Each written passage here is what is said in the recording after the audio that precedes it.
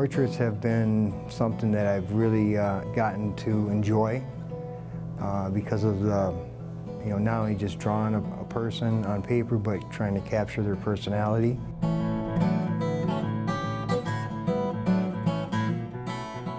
It's really a challenge, and I enjoy, making people smile and make them say, that's the person, or that is not only the person, but it's their, their personality. It started out many years ago in prison.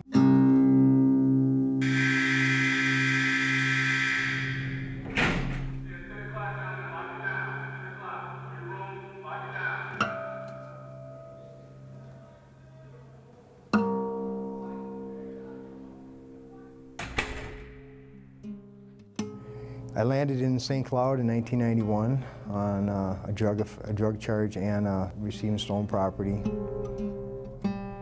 And the officer that was in receiving, he handed me a bedroll and a handful of pencils and a handful of envelopes and some blank paper. And he said, when you're done writing your letters, he says, teach yourself how to draw.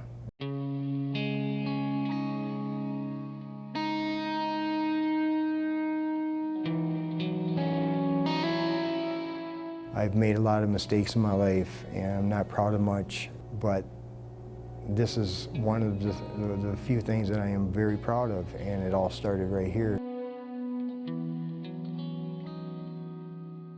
I lived in a small little neighborhood, and I was kind of left to defend for myself as far as keep myself busy. At age 13, I started using marijuana and drinking, and started skipping school, and one thing led to another. I dropped out of high school.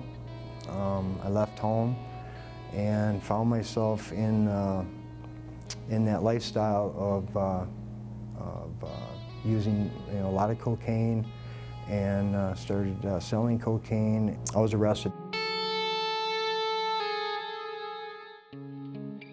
And it's where I really started using my art to help me get through some of the emotions and some of the things that were going on.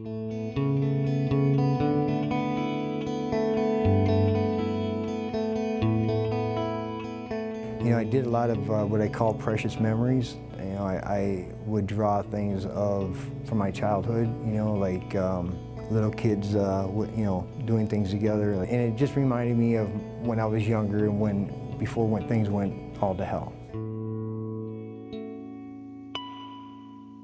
And got out in '98, and 90 days later I was arrested again.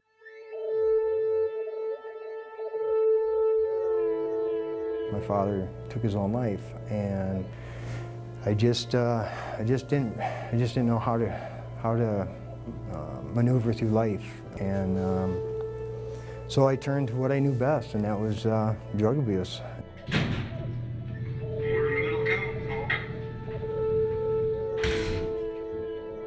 I was arrested again on several drug charges and sent back to prison. When I got there, I was very angry, very alone. At the same time, I didn't want to give up.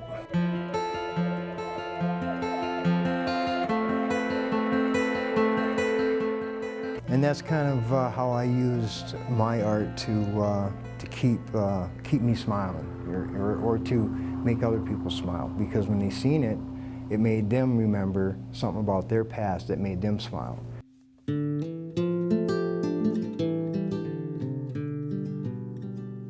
I like the pencil and what a pencil can do. It's kind of like a magic stick, and when you can bring something to life on paper, it makes you feel good. And it's better than any drug that I've ever taken, because this is medicating. It's and it's when I can do something that makes me feel good and keep feeling good about it for days and months or whatever to come, I mean, that's what I'm looking for. I was released finally in 2004, and I carried out an armful of artwork and an armful of resentments and a very hungry monster inside me, which I called an addiction, and it never really resolved. I was arrested for first-degree aiding and abetting conspiracy. I was sentenced to 79 months and went into prison. And when I get there, you know, I immediately do what I do any other time. I pick up pencils and paper and I start drawing. But it was a different kind of, it was different this time for me.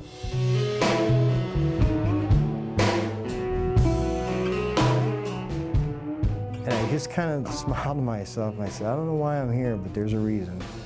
And I even looked over at one of the guys that I kind of became friends with, and I said, there's a reason why we're here. And he just kind of rolled his eyes like, yeah, whatever, you know.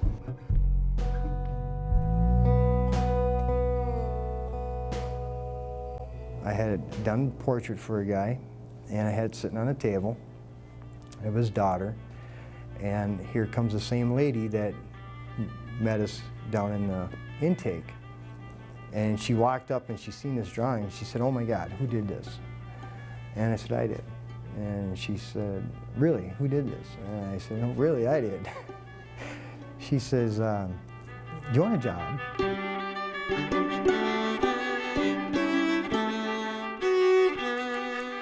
She come down and said, would you be interested in talking to Mr. Schimber? You know, he's the jail administrator. He has a project that he's been working on, and he's been trying to put together some sort of memorial, so to speak.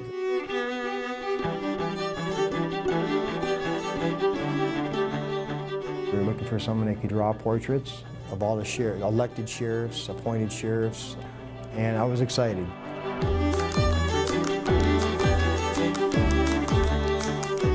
And they just started coming to life, and everyone was a journey. Everyone was, you know, kind of a spiritual journey for me, because not only was I drawing just a portrait of a sheriff, but it was drawing part of history.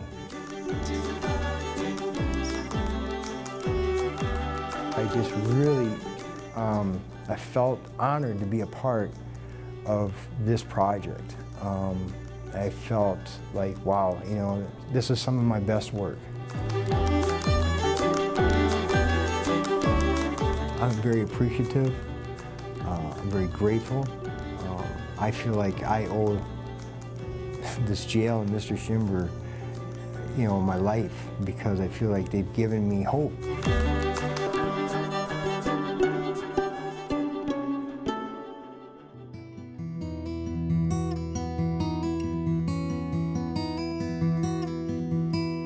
I know I will never come back to prison once I leave, and at least not in shackles and chains.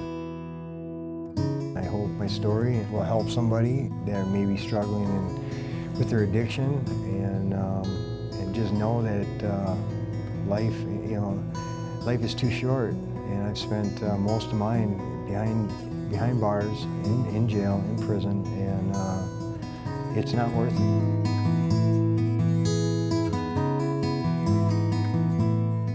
I had to deal with my own addiction, and it's just not a magic wand. It's hard work, but anybody that wants to stay clean and sober can do it. You know, if I can do it, I know anybody can do it.